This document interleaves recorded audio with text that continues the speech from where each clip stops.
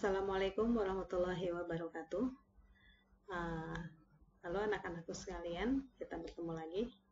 Kali ini kita akan berdiskusi tentang pembagian komputer. Oke, pembagian komputer seperti yang kita sudah ketahui, itu menurut fungsinya ada 3. Hardware, software, dan brainware. Hardware itu adalah perangkat keras, di mana perangkat secara fisik itu bisa dilihat, ya, apa saja yang dibutuhkan untuk menjalankan komputer itu sendiri. Lalu yang kedua, software, ya, yang secara fisik bisa dilihat tapi tidak bisa diraba, ya. Jadi software. Jadi itu untuk menjalankan, ya, menjalankan program apa yang kita inginkan. Lalu yang ketiga adalah brainware. Brainware itu adalah otaknya. Siapa itu otaknya komputer? Otaknya komputer bukan komputer, tapi manusia yang menjalankannya, ya, yang menjalankan komputer itu sendiri. Oke, sekarang kita akan bahas tentang hardware. Ya, hardware, perangkat keras, ini dibagi menjadi 5 jenis. Ya, yaitu yang pertama, perangkat masukan atau input device. Lalu yang kedua, perangkat pemrosesan atau disebut process device. Dan yang ketiga adalah perangkat keluaran atau output device. Yang keempat, perangkat penyimpanan atau storage device. Dan yang terakhir, kelima, adalah perangkat tambahan atau peripheral device. Oke, sekarang kita akan berdiskusi tentang, bukan yang dari yang pertama, tapi saya kepingin kita berdiskusi yang keempat, yaitu perangkat penyimpanan atau storage device. Nah, ini adalah contoh-contoh dari perangkat storage device. Ya, ada CD, ada flash disk, ada SanDisk, ya. Oke. Nah, tapi secara umum media penyimpanan itu dibagi menjadi 2, yaitu internal storage dan external storage. Apa itu internal storage dan external storage? Sesuai dengan namanya, internal storage itu adalah alat penyimpanan yang ada di dalam komputer peralatan kita sendiri, di dalam komputer atau di dalam laptop atau di dalam perangkat kita lah, gitu kan. Jadi ada di dalamnya, tertanam. Sedangkan external storage itu adalah perangkat penyimpanan yang berada di luar. Jadi tidak tertanam, tidak include di dalam komputer kita, di dalam laptop kita, notebook kita, atau gadget kita. Ya. Contohnya apa? Ya, contohnya seperti yang tertulis, internal storage itu RAM, ROM, hard disk. Sedangkan eksternal adalah CD, flash disk. Ya, atau hard disk ada juga hard disk eksternal dan hard disk internal, ya, tergantung dia berada di mana. Nah, anak-anakku sekalian, setelah 2 ini ada lagi perangkat yang baru, ya. Kalau dipikir dia masuk kategori external storage, tetapi external storage yang biasa ini itu kan terlihat secara fisik. Nah, sekarang dia external storage tapi tidak terlihat secara fisik. Apa itu media penyimpanannya? Nah, ini yang sekarang lagi booming, yaitu cloud, penyimpanan cloud. Apa itu cloud storage? Cloud storage adalah media penyimpanan file berbasis online atau digital yang mengandalkan koneksi internet untuk akses datanya. Jadi media penyimpanan ini ya online, ya, digital, tapi harus ada koneksi internet. Ya, Nah, kalau seandainya tadi media penyimpanan internal dan eksternal yang tadi, yang konvensional, boleh dibilang seperti itu, ya, itu kan kita harus membawa peralatannya, ya. Kalau kita menyimpan di dalam laptop kita, maka kalau seandainya kita butuh data kita, laptop itu harus ada. Ya, kita harus bawa tuh laptopnya kemana-mana. Gitu juga dengan external storage. Kalau kita menyimpannya di flash disk, maka kita harus membawa flash disk itu kemana-mana.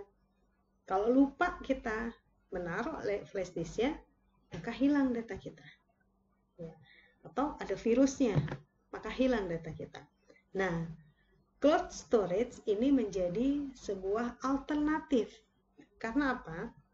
Karena cloud storage ini adalah terobosan baru dalam dunia penyimpanan. Dan kelebihannya dibanding dengan media penyimpanan konvensional, ya, datanya disimpan oleh sejumlah server yang dikelola oleh pihak penyedia layanan atau disebut juga dengan hosting. Ini kenapa bisa menjadi lebih aman dan tidak terserang virus, ya, seperti itu. Jadi kalau kita kemana-mana, gak usah kita bawa-bawa lagi tuh peralatannya, ya. Asal ada koneksi internet, maka data yang kita butuhkan itu bisa kita ambil, ya. Nah, cara kerjanya seperti apa sih? Nah, cara kerjanya adalah proses penyimpanan data ke media penyimpanan cloud storage dapat diartikan dengan pengiriman salinan ke penyedia layanan cloud atau hosting lewat jaringan internet. Selanjutnya, server akan memberikan kita akses untuk mendownload atau melakukan perubahan saat kita membuka data-data tersebut. Ya. Jadi gini, cara kerjanya kita punya data, nah kita kerjakan data kita, lalu kita simpan, ya. Kita simpan ke dalam media cloud yang kita pilih, ya, lalu disimpan sama dia, ya, sama hostingnya, media pelayanannya, penyedia layanannya. Nah, nanti kita akan diberikan alamat dan kita bisa membagikan alamat storage kita, ya, kepada orang lain. Dan kita bisa dapat melakukan perubahan pada data-data tersebut ketika kita mendownloadnya, ya. Jadi cara kerjanya gampang. Nah, mana aja sih contoh cloud storage? Nah, contohnya OneDrive, Dropbox, Google Drive, Box, Copy. Ya, ini lambang-lambangnya. Nah, sekarang yang paling banyak digunakan, sering digunakan, kita sering mendengar, ya, itu adalah Google Drive. Ya, apalagi kita kan dapat nih, ya, kalian nih dapat nih semua akun, ya, akun dari Google Drive, ya, punya kita akunnya.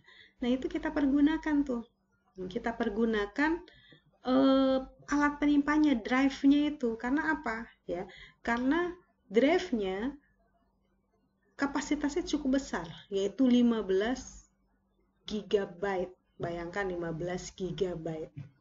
Ya, jadi kita nyimpen aja di situ semua. Ya. Kalau kita nyimpen di situ semua, ya, itu dijamin, ya, bebas dari virus. Kayak saya, ya, ibu sekarang kalau misalnya apa-apa nggak pernah. Ibu sekarang nggak punya ini flash disk. Ngapain punya flash disk? Ya. Nanti kalau kita mau buka, minjem, kita nggak bawa laptop, mau buka laptop orang, ada virusnya nggak? Nah, nggak enak kan digituin.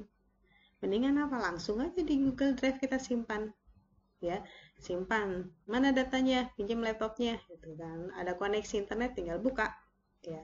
Kita tinggal buka email kita, ya.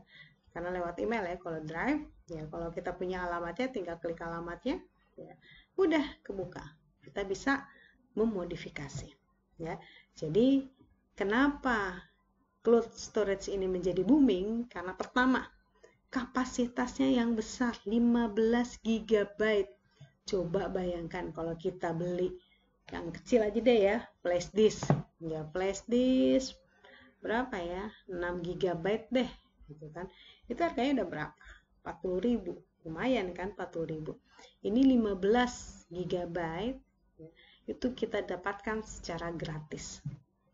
Kedua, bebas dari virus. Ya, jadi kita nggak usah khawatir data kita itu kan kemakan virus, hilang. Ya. Atau kita takut nih kalau misalkan flash disk gitu. Kan banyak tuh kejadian flash disk itu ada data-data penting. Ya, taruh lagi jalan jatuh, akhirnya flash disknya apa? Ya diambil orang, data-datanya kebongkar semua.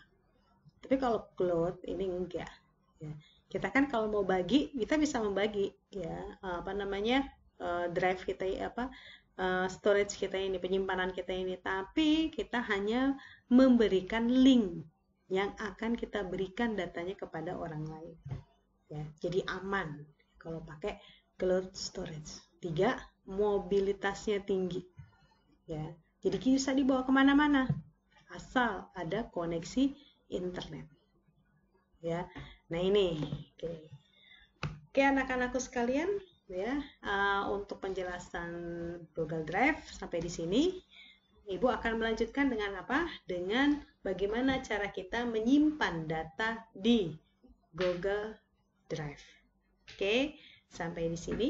Wassalamualaikum warahmatullahi wabarakatuh.